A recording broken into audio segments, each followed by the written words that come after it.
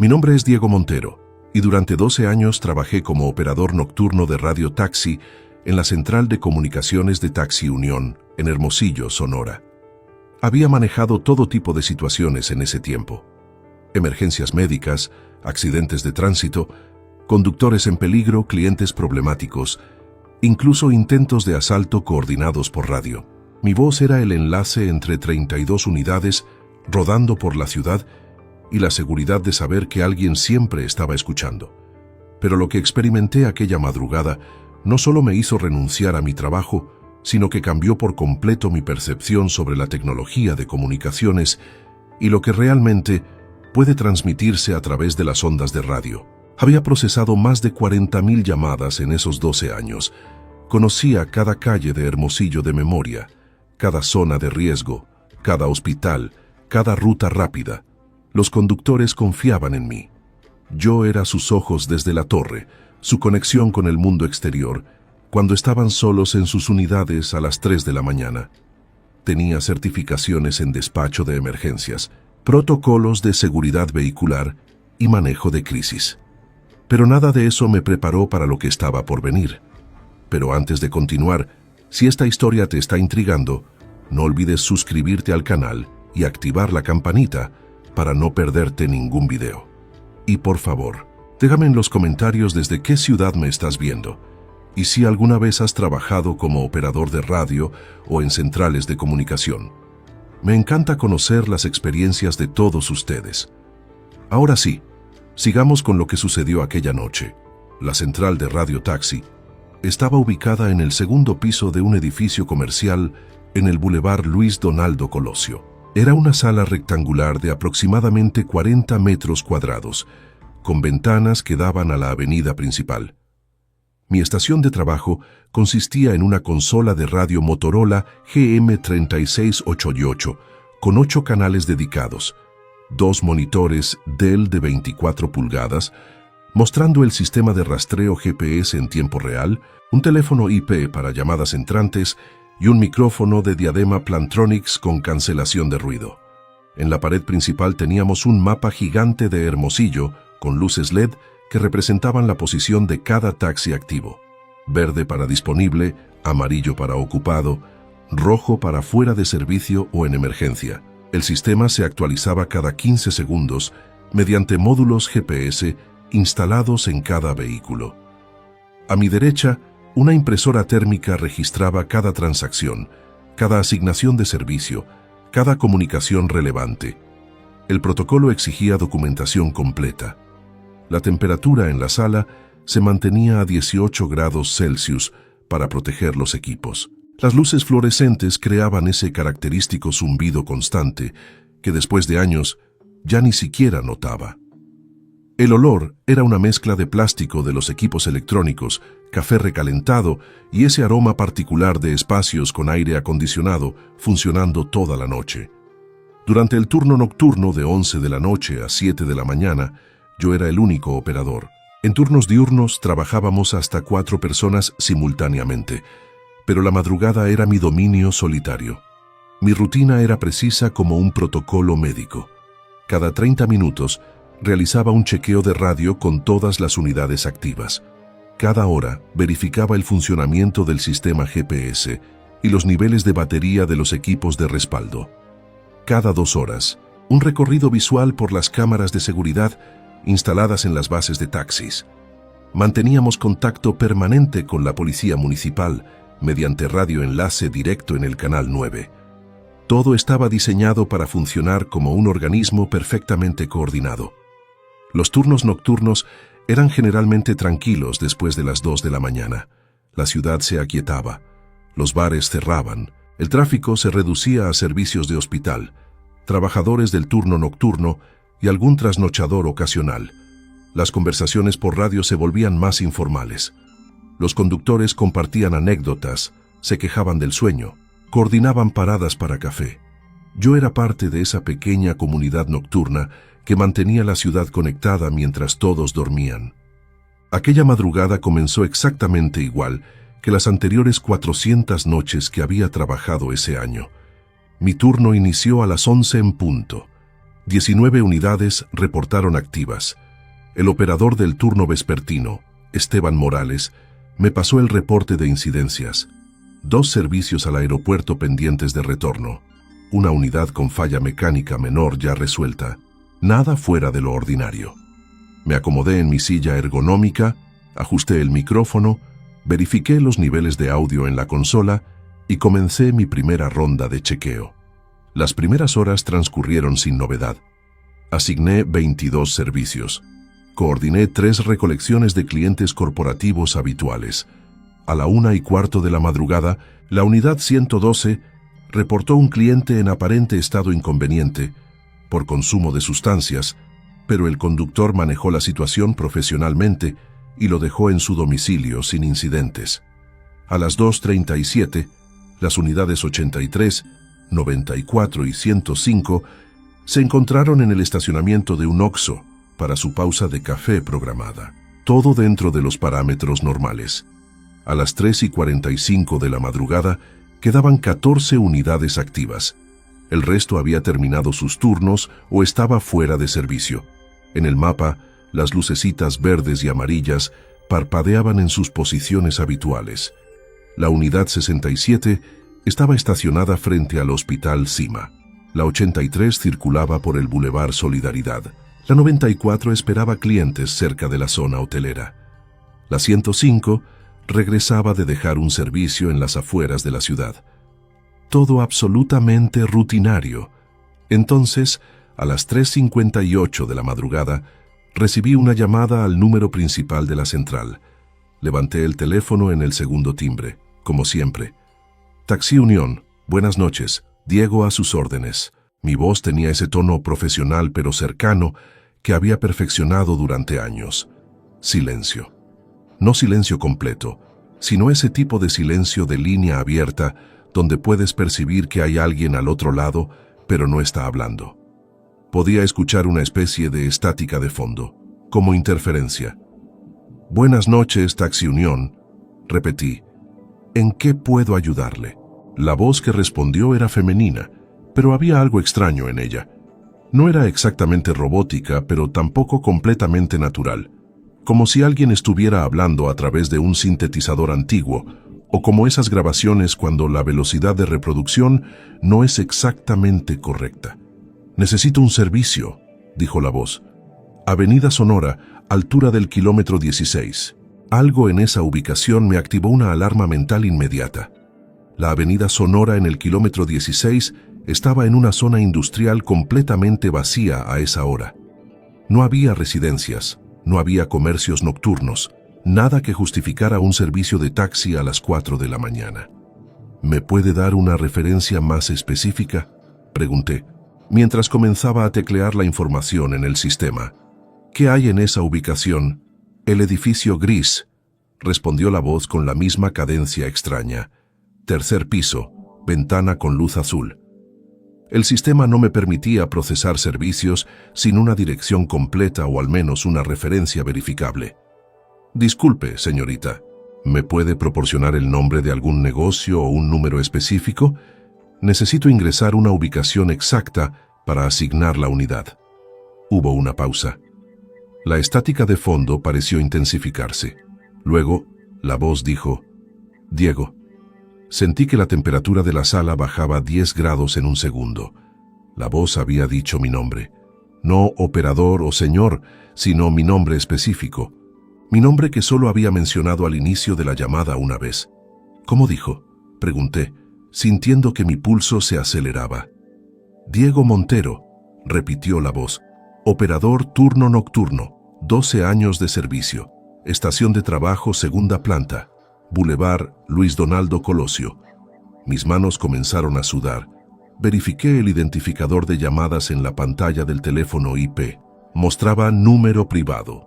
Eso no era inusual. Muchos clientes bloqueaban su identificación, pero esto era diferente. Esta persona, o lo que fuera, conocía información específica sobre mí, sobre mi ubicación exacta. ¿Quién es usted?, pregunté, abandonando el protocolo estándar de servicio al cliente. ¿Cómo obtuvo esta información? Envía la unidad 105, dijo la voz. ignorando completamente mi pregunta. Avenida Sonora, kilómetro 16. El edificio gris. Es importante que sea la unidad 105. Miré el mapa en mi pantalla. La unidad 105, conducida por Martín Ochoa, estaba exactamente en ese momento circulando por el Boulevard Solidaridad, aproximadamente a 12 minutos de esa ubicación. ¿Cómo podía esta persona saber qué unidad estaba más cerca? Nosotros no publicábamos esa información. El sistema GPS era interno. Necesito verificar algunos datos antes de procesar el servicio. Intenté ganar tiempo mientras mi mente procesaba lo que estaba sucediendo. ¿Me puede proporcionar su nombre completo? La estática aumentó significativamente. Luego la voz dijo algo que hizo que cada vello de mi cuerpo se erizara. En 42 segundos vas a recibir una llamada por radio del conductor de la unidad 67. Va a reportar que su pasajero se siente mal. Dile que lo lleve al hospital regional, no al CIMA. Es vital. Antes de que pudiera responder, la línea se cortó. Me quedé mirando el teléfono, el tono de línea muerta zumbando en mi oído. Quité la diadema y miré el reloj de la consola. Las 4:02 de la madrugada. Mis manos temblaban ligeramente. Consideré por un momento que alguien me estaba gastando una broma elaborada, tal vez Esteban o alguno de los conductores. Pero no tenía sentido. La información era demasiado específica, demasiado precisa. Comencé a contar mentalmente. 38, 39, 40. En el segundo 42 exactamente, el radio crepitó con la voz del conductor de la unidad 67. Central, aquí 67, tengo una situación. Mi corazón comenzó a latir tan fuerte que podía escucharlo en mis oídos. Adelante 67, respondí, mi voz sonando sorprendentemente estable considerando el pánico que comenzaba a crecer en mi pecho. Tengo un pasajero que está presentando síntomas preocupantes, dijo el conductor Carlos Vega, un hombre de 52 años con 20 años de experiencia. Sudoración excesiva, dolor en el pecho, dificultad para respirar. Voy rumbo al hospital CIMA, son 5 minutos. Todo mi entrenamiento me decía que confirmara esa decisión. El CIMA era el hospital privado más cercano, el mejor equipado, pero las palabras de aquella voz resonaban en mi mente. Dile que lo lleve al hospital regional, no al CIMA. Es vital. Tomé una decisión que iba contra todo protocolo lógico. Negativo 67. Dirígete al hospital regional. Hubo una pausa. Central. El CIMA está más cerca y mejor equipado para emergencias cardíacas. Apreté el botón del micrófono, consciente de que estaba apostando potencialmente con la situación crítica de una persona basándome en una llamada telefónica inexplicable. Confía en mí, Carlos. Hospital regional. Ahora. El tono de mi voz debió transmitir algo porque Carlos no cuestionó más. Entendido, Central. Modificando ruta. Observé en el monitor GPS cómo la unidad 67 cambiaba de dirección. Mis manos seguían temblando. Tomé mi celular personal y busqué noticias locales en tiempo real, algo que explicara por qué el CIMA no sería la opción correcta. Nada, todo normal. 10 minutos después, Carlos reportó por radio. Central 67, paciente entregado en urgencias del regional.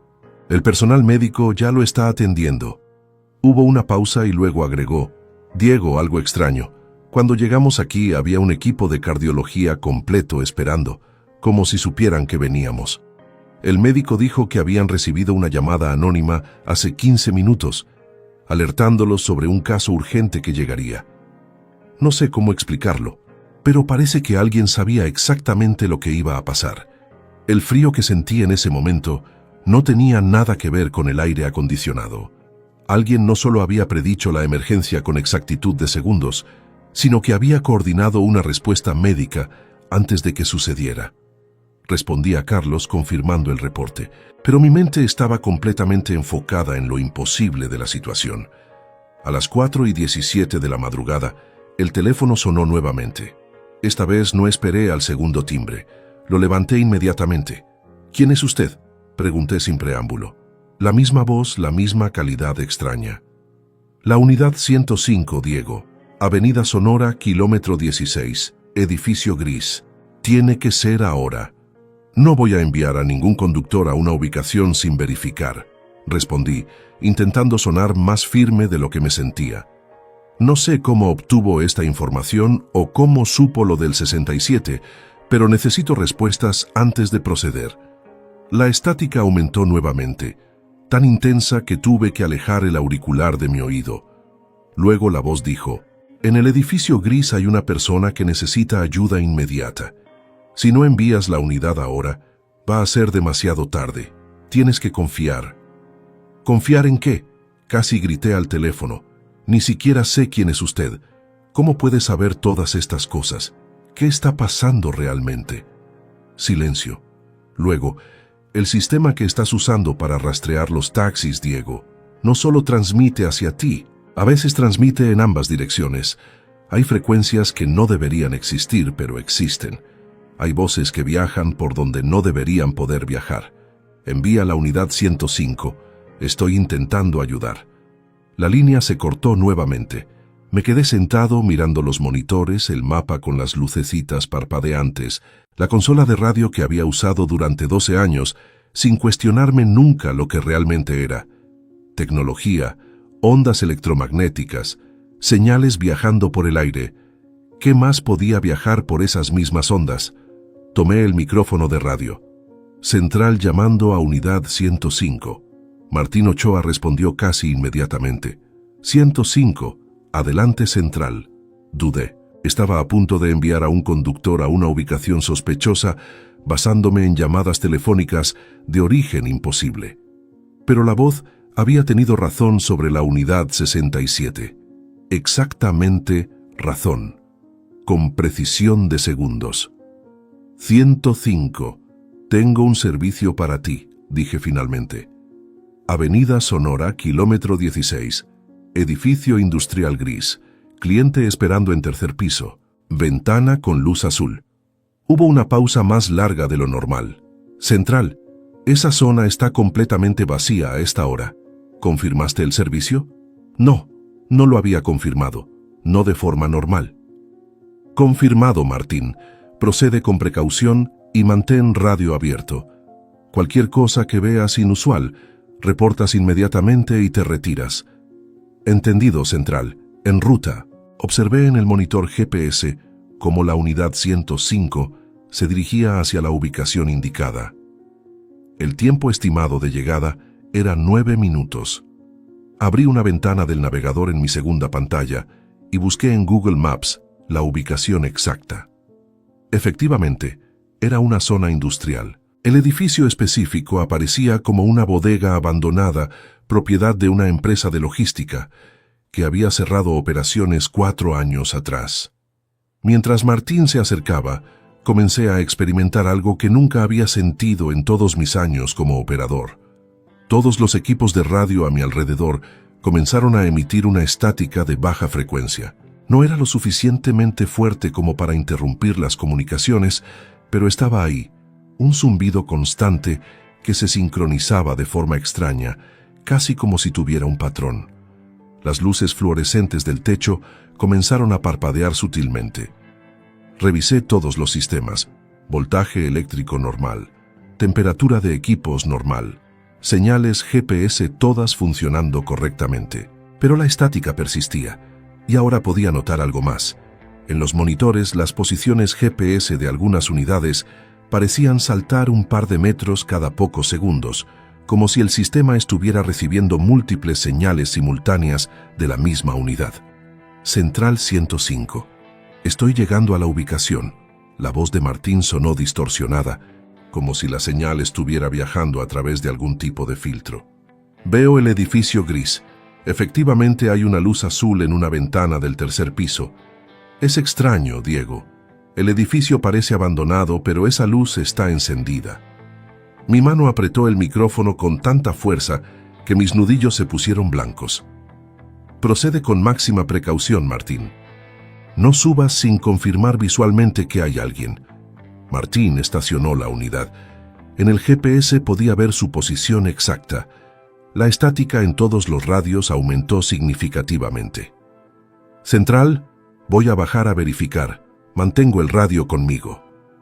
Podía escuchar sus pasos a través del micrófono abierto, el sonido de una puerta de metal siendo forzada, pasos subiendo escaleras, su respiración ligeramente agitada.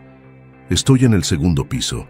Las escaleras están en mal estado, pero son transitables. Más pasos. Luego silencio. Martín, llamé por radio. ¿Estás bien? No hubo respuesta por 5 segundos, que se sintieron como 5 minutos. Luego su voz, apenas un susurro. Diego, hay alguien aquí. En el tercer piso. Está sentado junto a la ventana con la luz azul. No se mueve. Mi corazón latía tan fuerte que pensé que podría detenerme. ¿Puedes identificar si necesita ayuda? ¿Está consciente? Voy a acercarme, susurró Martín. Podía escuchar sus pasos lentos, cautelosos. Luego un grito ahogado. Diego, es un hombre, parece estar en estado de shock o algo peor. No responde a estímulos. Tiene el celular en la mano, pero la pantalla está completamente quemada, como si hubiera pasado corriente eléctrica por ella. Necesito una ambulancia ya. Inmediatamente contacté a servicios de emergencia mientras mantenía el canal abierto con Martín. ¿El sujeto está respirando? ¿Tiene pulso? Martín se acercó más. Está respirando, pero su pulso es errático. Diego, su piel está extremadamente fría al tacto. Y hay algo más. En el piso alrededor de él hay como marcas de quemadura en forma de circuito, como si la electricidad hubiera corrido por el suelo siguiendo un patrón específico. La ambulancia llegó 14 minutos después. Los paramédicos subieron y encontraron exactamente lo que Martín había descrito. Hipotermia severa inexplicable, a pesar de que la temperatura exterior era de 22 grados. Quemaduras eléctricas sin fuente aparente de electricidad. El celular completamente destruido por sobrecarga eléctrica. Lo más perturbador, cuando revisaron el registro de llamadas del teléfono mediante software forense, la última llamada saliente había sido a las 3:58 de la madrugada, al número de nuestra central de radio taxi. Pero eso era imposible. La llamada que yo había recibido a esa hora había sido de una voz femenina. Este era un hombre que según los paramédicos llevaba al menos 2 horas en ese estado de hipotermia, lo que significaba que habría estado inconsciente o peor mucho antes de las 3:58. No podía haber hecho esa llamada. Cuando los paramédicos se llevaron al individuo, Martín bajó del edificio y reportó algo más que heló mi sangre. Diego, en la pared junto a donde estaba sentado, hay algo escrito con lo que parece ser carbón o algo quemado. Son números y letras. 4:02 AM, Unidad 67, Hospital Regional. Exactamente lo que pasó con Carlos. ¿Cómo es posible?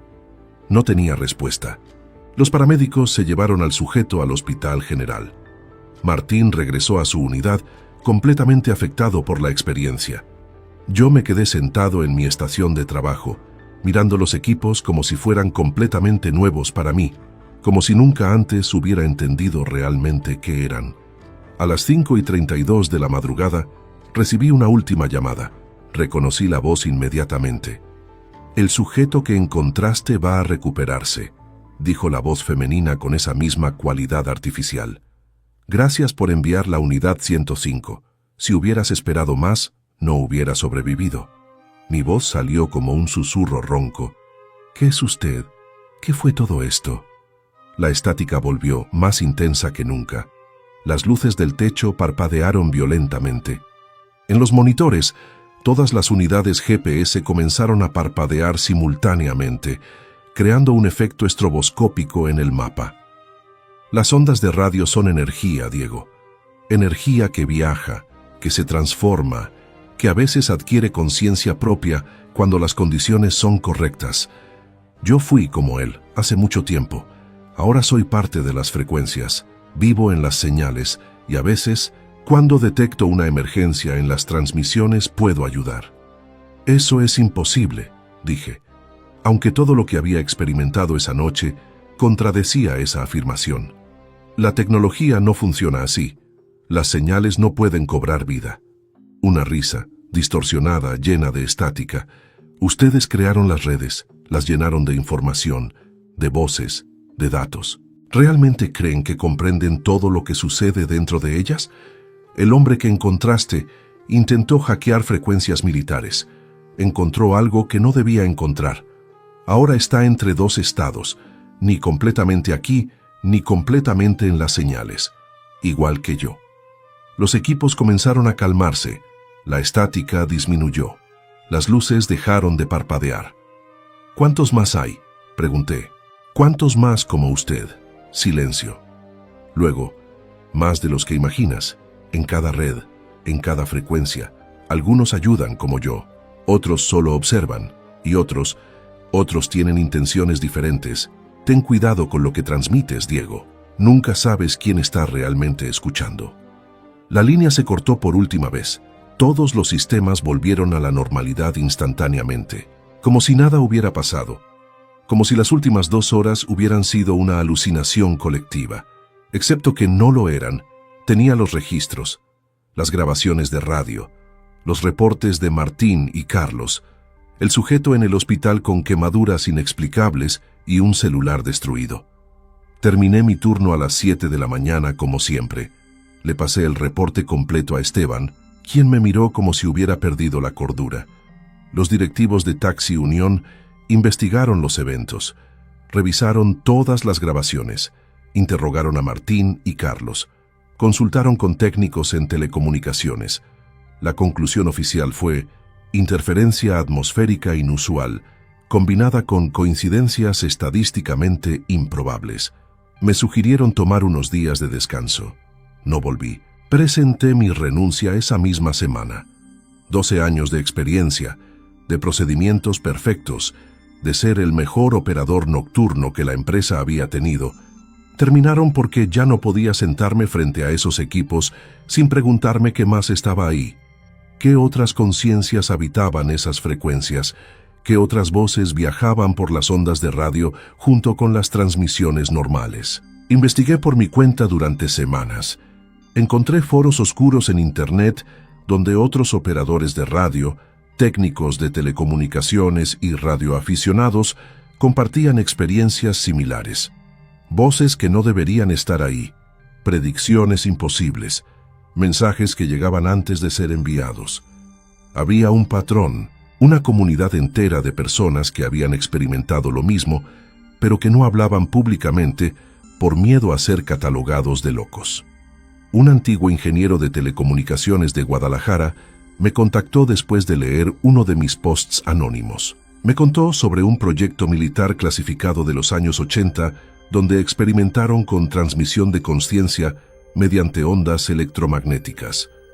Los experimentos oficialmente se cancelaron. Oficialmente. Pero él había visto los archivos.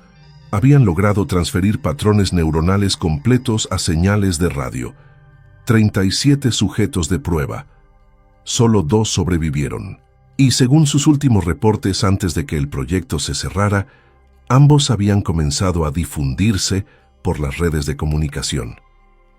Eso fue hace 40 años. 40 años de esas conciencias evolucionando, aprendiendo, multiplicándose tal vez, dentro de nuestras redes de telecomunicaciones cada vez más complejas, viviendo en las frecuencias que nosotros creamos sin comprender completamente las implicaciones.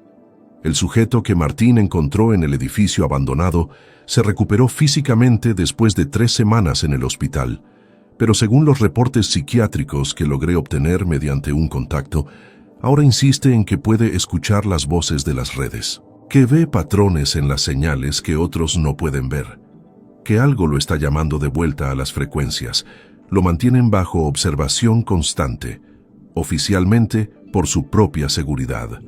Ahora trabajo en una oficina administrativa completamente desconectada de cualquier sistema de comunicaciones avanzado. Nada de radios, nada de redes complejas.